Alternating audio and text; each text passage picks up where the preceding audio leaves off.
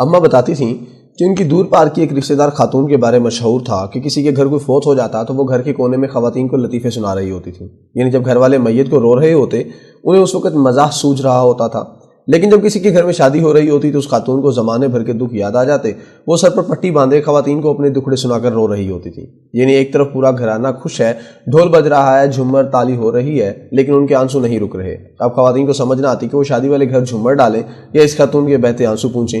لگتا ہے میرے اوپر بھی وہی کیفیت طاری ہو چکی ہے. یہ دکھ کا وقت ہے، عوام آٹے کے لیے مارے مارے پھر رہے ہیں، لمبی لمبی قطاروں میں لگے ہوئے ہیں، جبکہ آٹے کا ریٹ کئی گنا اوپر چلا گیا ہے. غریب امیر سب پس کر رہ گئے ہیں. ایسے وقت میں مجھے اپنے اندر موجود اس کمینی خوشی کا احساس سرشار کر رہا ہے کہ لوگوں کو آٹا نہیں مل رہا. آپ یقیناً کہیں گے کہ میرا دماغ خراب ہو گیا ہے یا میرے اندر احساس ختم ہو چکا ہے کہ اس گھڑی مجھے کمینی خوشی ہو رہی ہے کہ لوگوں کے ساتھ جو ہو رہا ہے ٹھیک ہو رہا ہے. ہونے دیں.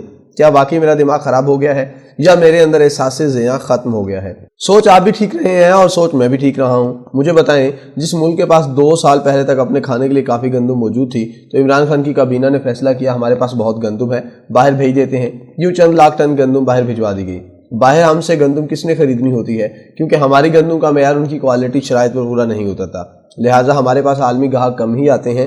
آج اگر ہم افغانستان کو ہی گندم تحفے میں یا بارٹر پر دے دیتے ہیں. اگر آپ کو یاد ہو تو عثمان بزار کے دور میں بھی گندم سکینڈل سامنے آیا تھا جس کی بڑی انکوائری ہوئی تھی، لیکن وہ رپورٹ بھی دب گئی کیونکہ کس میں جرت تھی کہ وہ وزیر اعظم یا وزیر اعلیٰ کے خلاف کوئی کارروائی کرتا. جب گندم باہر بھیج دی تو 2 ماہ بعد پتہ چلا کہ جناب غلطی ہو گئی، ہمارے تو اپنے گھر کے دانے پورے نہیں ہو رہے. فوراً گندم باہر سے نہ منگوائی گئی تو ملک میں بھوک ناچے گی اور آٹے پر فسادات ہوں گے.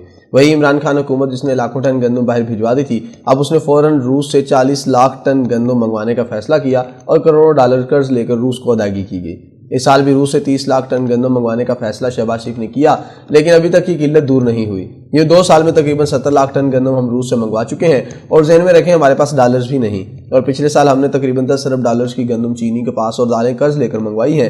ایک زرعی ملک جہاں کبھی گندم، کپاس، چینی وافر مقدار میں موجود ہوتی تھی، اب وہ کہاں غائب ہے.